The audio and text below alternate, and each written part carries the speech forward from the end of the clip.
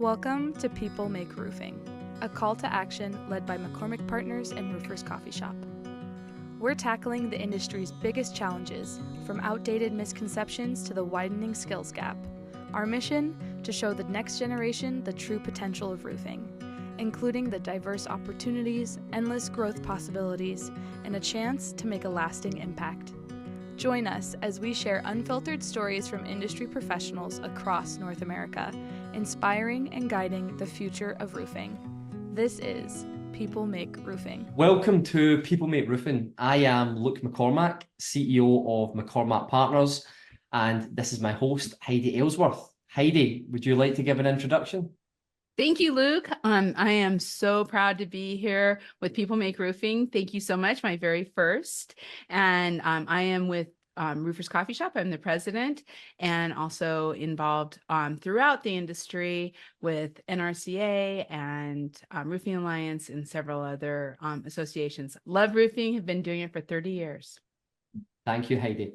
So the purpose of this campaign, I have been recruiting in the roofing industry for the past 10 years, and the values of our business is that it's profit with a purpose, and we're all about giving back. There's a lot of problems which faces our industry, but there's also a lot of great. And what we want to do is shine a light on the people that make roofing, people that are bastions of change in the community, that have a story to tell.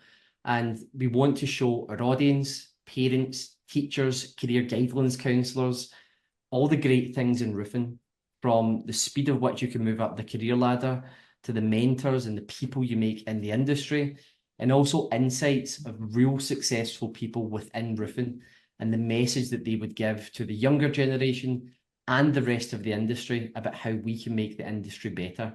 So today, Heidi has our first episode as the new co-host. So thank you so much for joining, Heidi. And we have our first special guest, Peter Horch. So Peter, if you would like to introduce yourself for the audience, it would be very much appreciated. Sure. I'm Peter Horch. I own Horch Roofing. I started my business in 2003, so 21 years ago. I'm primarily focused out of Maine.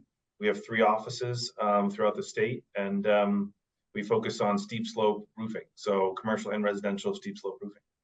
Perfect. And Peter, you actually started your career in roofing at a roofer, and you've now got yourself to top level as a CEO. I love that because it's not uncommon in our industry, and lots of people from out with the industry, they don't realize that there is a career path that can take you from roofer to CEO. So Heidi, if you want to start us off with the first question. I would love to. Thank you so much. This is so fun to be here. And Peter, you and I have known each other for quite a while. So I love this question of what inspired you to pursue a career in roofing. That's a not I don't think anything really inspires anybody to have a career in roofing. It just starts and then you fall in love with it. I graduated high school. I didn't go to college. I went to work at a bank for a few years, which wasn't my favorite job. And so then I went to work in the trades, and I actually like roofing.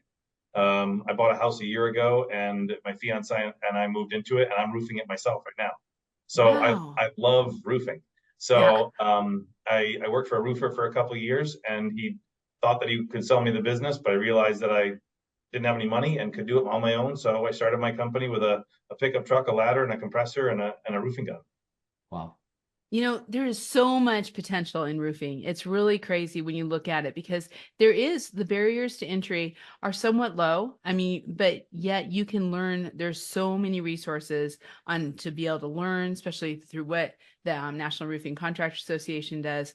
But what is the most rewarding part of your job right now? I mean, people are why we love life, right? I mean, the things don't matter at the end of the day. The experiences and who you do it with matter.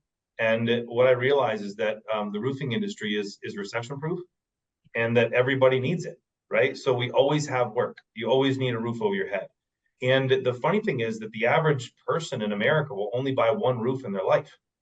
So they don't know how to do it, and it's a very nerve-wracking process. It's expensive. And so to help homeowners go through the process of buying a roof, and giving them the calmness that they need, and the trust that they can have in my business that we're going to do it right the first time. They don't have to worry. And then watching my employees and my team complete that work that's the best part about the business, is watching the customers appreciate your work, and then having a great team that you work with and watching them succeed. It's all about the people.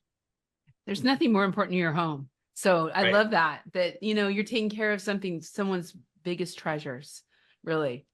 Yeah. Amazing. And on the people aspect of it, Peter, obviously we do have a bit of a problem. We have lots of people leaving the industry due to retirement, and we don't have the same influx of young people joining the industry like we used to. For myself, I followed my father into roofing. Didn't come through the normal path. I've came through as a recruiter, working on the front lines, helping companies scale. And for the younger generation, a lot of them did. They would just follow their fathers or their uncles or a family member into roofing. But now it seems that roofing isn't really seen as a viable career option for younger person. In academia, it doesn't seem to be a trade which people are saying, go and be a roofer. And I believe there's a big disconnect in the knowledge that the influencers of where these young people will go have with what roofing can actually do for them. And from someone that's built their way up in the industry, who is such an active participant in the industry, Peter, I'm keen to hear why you think that roofing isn't seen as a viable career option to the younger generation. I mean, that's a really tough question to ask. We've got a very diverse country, in multiple in multiple reasons, right? Diverse viewpoints, diverse backgrounds, cultures, all that kind of stuff. So to pinpoint that the answer to that question, I think, is difficult.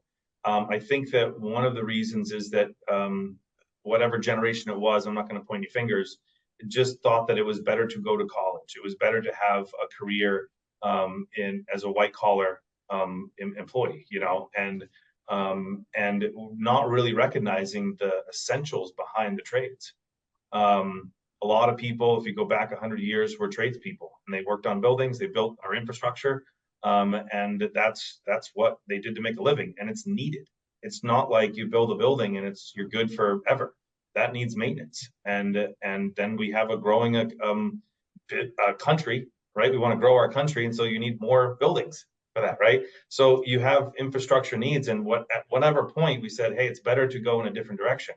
And I feel like we're now being aware of the fact that trades are essential, but it's a slow turning ship. It's like we're trying to miss the iceberg when we've already hit it, right? It's too late. We've sent that message to our younger generations to say it's better to go to college and go to white collar work. And now we're like changing our mind and saying, hey, we really need tradespeople, and this is respectable, but it's a little bit too late. And so I think that there's a need for bringing in labor from other avenues, and trying to figure out how to fill this void. 100%. And, the shift away from academia being the be all and end all of how you build your life, build your career, people are realizing that, well, wait a minute, if I get into academia, more time studying, get myself into debt, then I'm trying to get a job. The job that I studied for, I can't get it because I have no working experience. And the lower level jobs I can't get because I'm deemed as overqualified, and they think I'll leave as soon as something comes up which reflects my degree. So these people are sort of in purgatory. And, if you look at the first 6 years between college, university, and then starting to look for a job, if you look at the level of debt that you'll be in and the level of working experience you've actually gained compared to if you got a trade, if you got into roofing, you done an apprenticeship, you got moved up to a supervisor, managerial role, at that point, you're making a really good earning. You have so many pathways in front of you for a career where you could continue on the site, you could move into the office, you could move into a sales environment. There's so much avenues which are opened up by starting an apprenticeship. And, you're a shining example of that, Peter. You didn't go to college, you didn't go to university, you stuck with a trade, and now you're running a successful roofing firm. So for younger people who are watching this, for parents, for teachers, career guidelines counselors, if you had to give them a bit of an overview of your journey, of how you actually decided that you can do this yourself, and I would assume that you got help along the way. You've had mentors, you've had people, you've had guides. But if you were to sort of summarize that path for people, what would you say? The biggest advice I have for people is ask for advice and listen to wisdom. You don't know it all, right? Nobody does. And so out of high school, not really knowing what my path was going to be, I went to work at this bank and I worked hard, right? I mean, I didn't work hard. Let's be honest. I was a kid. I was 18 years old, right? But what I did is I showed up on time and I listened to feedback that people gave me, right? So, and I barely skated by for the first couple of years, but then all of a sudden I said, there's a career in banking. And so I got into a management program where they taught me how to manage people at 20 years old. And so this large entity, this bank was actually bought up by Bank of America. So it was a large bank, okay? And I went through these management courses about how to manage people. But I realized I didn't want to do that forever. Okay, so I quit. And I went to work for a roofer. And I was like, okay, let me try this for a little bit. I went to work for 2 years, but then I started my business. And here's a couple of things. You're absolutely right. I didn't have any debt. I had personal debt, but that was because I spent too much money on a credit card, right? But like that wasn't about business or college, right? So when I went to work on my first job, I lied. My first job was out of a tool pouch. I saved up to buy a ladder to get on the roof. I carried every bundle up on the roof and I swung a hammer, right? And that first job gave me $1,500. And with that $1,500, I put $500 in my pocket to help pay my bills. And then with $1,000, I bought a compressor and a gun and a hose. No debt, right? And then now the next job I made more money faster because now I'm gunning on shingles instead of hammering them on, right? And now picture that ball rolling down the hill, right? Then I bought my first pickup truck because I kept having to repair the one I had because it was too old, right? Because it was breaking down so much, and I didn't have to go into debt. And so you keep doing making those decisions. And finally, what happened was that I was on the roof, I was managing people, I was overwhelmed by my business, and the only thing I knew what to do was to ask for help. So I went to my bank and I went to a consultant and I got an accountant and I said, anybody have any advice for me? Right? Because I realized that I'm a high school graduate roofer, right? That doesn't have any experience in this.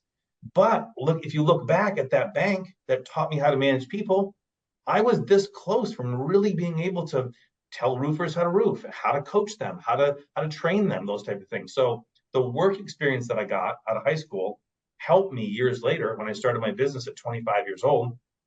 I was able to manage people fairly well. I just needed to have the advice on how to write a handbook, how to read a P&L, how to read a balance sheet. What does cash flow mean, right? So those basics, we call them in business, were not basic to me. They were all new.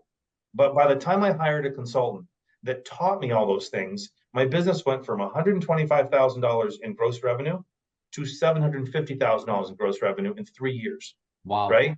And so, and when that happened, I was paying that consultant out of cash. So I didn't go into debt. But if I look back, I paid that guy $75,000.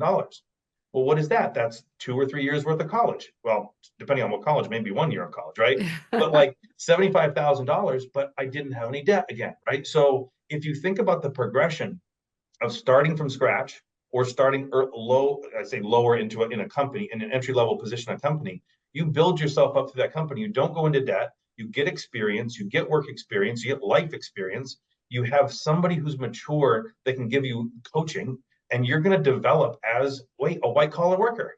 Now I don't go on the roof. I'm the CEO. So if you think about, okay, I had to spend 5 years on the roof, 10 years on the roof, whatever it was, swinging a hammer. But now I've got the rest of my life is in executive level leadership. So, and I don't have any debt. I go back to that. This is it's so logical to me that I really encourage young people to think outside the box. You don't have to be a roofer. You can go into any one of these trades. Anything that you do, if you go into the workforce, you're going to learn life experience and work experience, and that trajectory is going to be just as fast, if not faster, than going to college. That's amazing. And, Peter, I am one of the biggest advocates when it comes to coaches and mentors I've had lots over my journey, and I'm about to start a new mentorship journey with a new coach next Thursday, actually. And, you know, I'm the biggest advocate for it, because it's like, if you ask people to help, they actually will. And you can try and figure it all out yourself, make mistakes along the way, or you can benefit from someone else's knowledge, someone else's strategy who wants to give back. And I've had mentors for business, operations, marketing, but I've also had a lot of people from the roofing industry that have put their arm around me and, you know, mentored me, introduced me to other people, taught me things. And I truly believe that I wouldn't be where I am today without having the humility to ask those questions. You know, they say that ask a question, be silly for a minute, or don't be silly for a lifetime.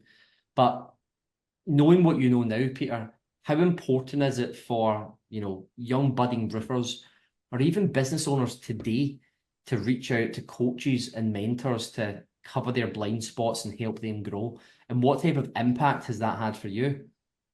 It's priceless. There's no dollar figure you can put on this kind of thing, right? So I go back to when I was stressed about the business and about people and trusting that they're going to be on the roof without me on the roof with them, and if they were going to do a good job.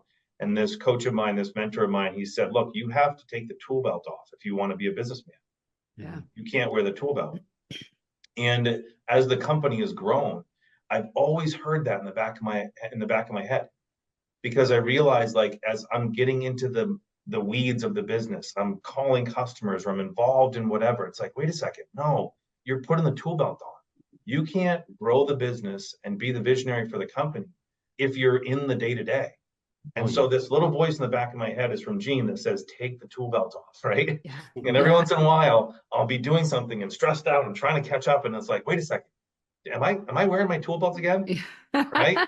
Figuratively, right? So I also didn't think that I had time for a coach, because I had to be in the business, I had to work, right? And what you realize is that hour or two that you spend a week with somebody and venting to them, having them have an outside perspective of your problems or your issues in your business, at any level, that is the best 1 or 2 hours you can spend.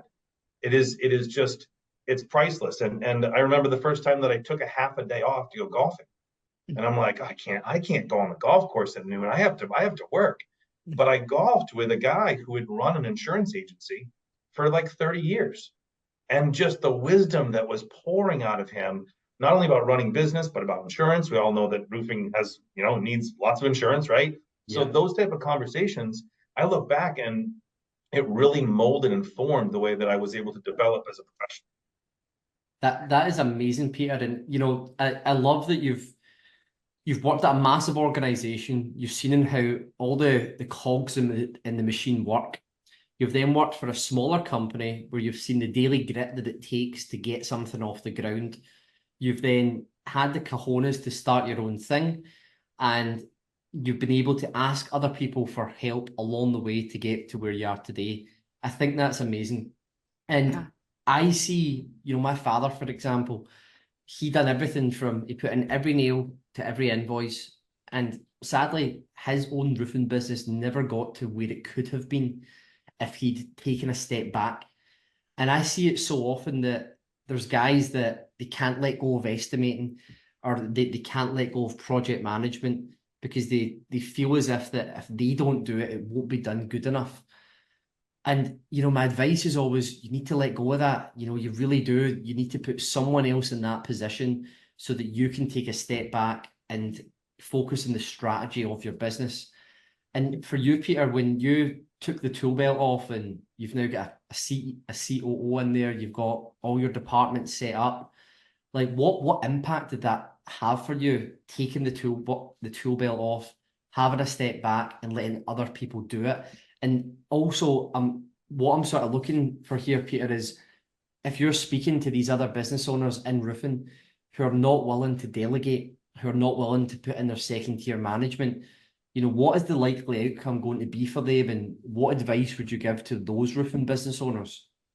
So I'm going to go back to the advice that I got again, right? I got tons of advice. My first coach said, I can make you a really good roofer and you'll make a good living. We'll have probably meetings for about a month. I'll polish up some of your financial stuff and you're good to go. If you want to be a roofer and be on the roof your whole life, there's nothing wrong with that. He said, or I'm going to work with you to make you a business owner. Which one do you want? Which path? Because you cannot do both. Right. And at any step along the way in growing your business, you can stop at any place and be in that spot forever. There's nothing wrong with being the key estimator in your company forever. You're not a bad business person. It's what do you want? If you want to be an estimator for the rest of your life, go ahead. There's nothing wrong with that, right? If you want the next step, though, the biggest thing you have to remember is no one is going to do it as good as you. You only have your lens. You only see the world through your lens, and you do it the best, right? But what if, and this is a piece of advice I got, what if somebody did it 90% as to your standards? 9 out of 10. That's pretty good, right? It blows baseball stats out of the water, right? Yeah. 9 out of 10 is pretty good. But if you expect perfection out of when you delegate something, you're never going to get it and you're going to be disappointed. You're going to revert back to, I can do it better. I have to do it. I'll get back in the seat. I'll put the tool belt back on. But if you think about what 9 out of 10 means on a daily basis from an employee, that's a stellar employee. And if you can coach somebody to give you 90% every single day, you're going to have a great roofing company and you're not going to have to estimate every job. So it's up to what you want to do. Don't complain about being the key estimator, right? Just embrace it. It's fine. Stay that way. It's okay. We're not judging you, but don't complain about it. If you don't want to do that anymore, then take the action, delegate that, and grow the business. It's not that difficult to do. And figure out where you want to be and where you want to go. I mean, one of the things that Peter has been so cool is because of what you did and how you've grown your business, you've been able to get really involved on throughout the roofing industry, but especially with the National Roofing Contractors Association. And I'm just curious, looking at that, when you were able to make that step and then get really involved, step away from your business for a day or a week and get involved. What do you see for the future of the roofing industry? What's out there with bringing young people in? Kind of what's your hopes looking 10, 20 years down the road? I mean, I'm really excited about it. I think that, like I mentioned earlier in this presentation, the whatever switch happened years ago with, trades are not a respectable industry. I think everybody now looking, trying to find a plumber, trying to find an electrician to work on your house, trying to find, a builder or, and the expensive things. They're like, wait a second, this is okay to be in the trades. So I think that has started to shift, which is great. So the outlook for the industry, I think, is really positive.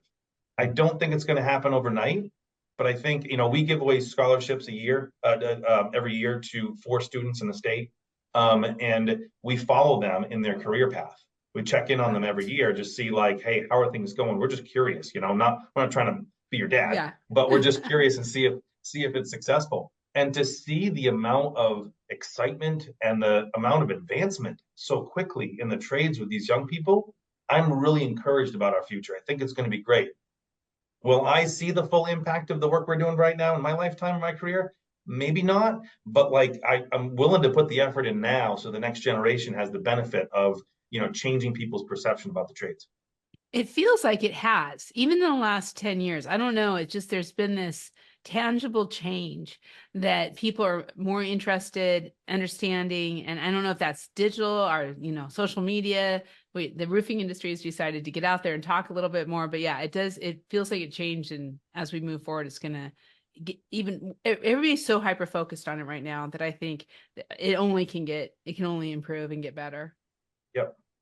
Yeah, I completely agree. And I think that perhaps one of the barriers coming from parents who don't understand roofing is that they don't want their child to fall off a roof, and they may have the issue of safety. But I think collectively as an industry, you're seeing so many companies with safety at the absolute forefront of everything that they do.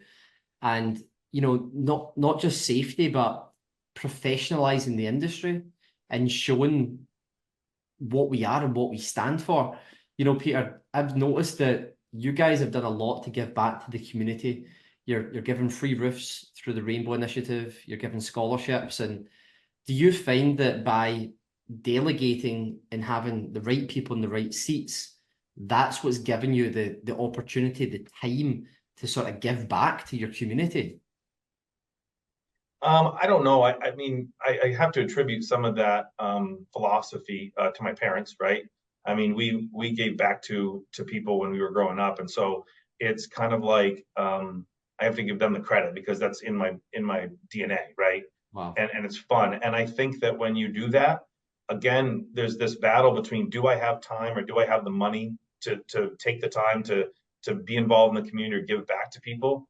But what it is true, I mean, it sounds cliche, but what you give to someone else, you get back in multiples. And so when you give back to your community, so many people see that. I call it a sold lead. It's not why we give back, but I call it a sold lead, right? Which is when a customer calls you and they already know they're going to buy from you. It's already sold, right? Yeah. Because they have so much trust, or you did something for their organization, or you did something for their family or their children's school, that they already feel a connection to buying from you. I mean, when you have that type of thing, the business will start to grow, right? And again, that's not the root of why we give back, but the result is we have a successful business that's very community motivated.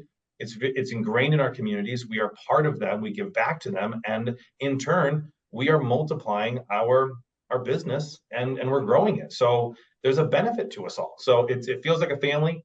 Here at Horch Roofing, we spend time together outside of work. We have picnics and parties and events, and we give out prizes and all that kind of stuff on a monthly basis during our safety meetings. And talking about safety for a second, I mean, back in the day, yes, I will tell you, I was not in a harness ever. And I put bundles of weight on my shoulder and I went up a ladder, right? That's how we used to do it. Nowadays, it's a different game. There's equipment and safety equipment that keep people from being hurt. And if you are working for a reputable company that puts safety first, there really is no worry about being in danger. Back in the day, the stupid stuff that I did on a roof, yeah, I would be worried too. But nowadays, we are safe. We're not gonna let anybody get hurt on our job site. So it's a totally different ball game, and it's just a great business to be in. It's amazing, Peter. And you know what you were saying there about the more you give, the more you get. It's called the law of reciprocity, and it's so true. You know, the more you give to your community, to your staff, and everything, the more you get back. And I believe it's a good value to live by, and it's great to see you doing that. So last question, Peter. Collectively as an industry, from associations, manufacturers, distributors, contractors, service providers, what I'm seeing is a collective shift in everybody acting to professionalize the image of the industry. And after all, this People Make Roofing call, it ties in to our goal, which is to improve outside perceptions on our industry and to professionalize it. What message would you give to the rest of the industry about what they can do to help us on that quest to improve the image and professionalize the industry? Yeah, again, there's so many factors. There's so many different areas of our country and our world that are affected by this, right? But I think we're doing a good job. We are talking about it. That's what we have to do, and we have to keep talking about it. We have to keep broadcasting that trades are essential. They are necessary, and you can have a very, very successful and lucrative life when you are involved in the roofing industry or in any trades industry. I don't want to make it roofing specific, even though that's what we do. Like Right. If we can keep talking about trade schools, community colleges, like anything that can get young people into the industry and have them fall in love with it, that's what we have to talk about. This is something to be proud of. When I introduce myself, still to this day, I say, my name is Peter Horch and I'm a roofer, because that's what I am first, right? I'm a roofer. I happen to run a business, right? And when the funny thing is that the reaction to some people when I say my name is Peter and I'm a roofer, some people don't know what to say. They don't know how to engage. They're like, oh no, if you said banker, I'd know what to say. Or if you said attorney, I could talk to you about that. But I don't even know what to say to a roofer, right? They don't even ask the follow-up question, which is, what do you do in your business?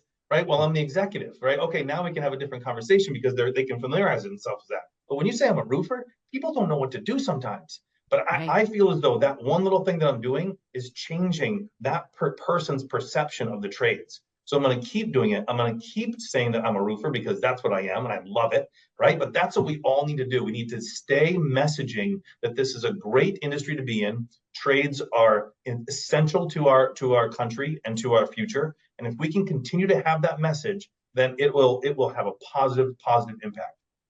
Wow. Peter, you're amazing. I love that. That is Yeah, awesome. that is amazing, Peter. You've come in here fired up. You've really gave a great message and a great representation of a successful business owner in our industry. So thank you so much, Peter. And yeah, thank you, Heidi, for Thank you, co-hosting. Peter. That was a great, Of course. great People Make Roofing. Thank you. Well, this is People Make Roofing. Stay tuned for our next episode, and thank you for listening. Thank you. Have a great day. Thanks for listening to People Make Roofing. Together with McCormack Partners and Roofers Coffee Shop, we hope to shape the future of our industry. Share this episode and keep the conversation going, because people truly make roofing. Find more at rooferscoffeeshop.com.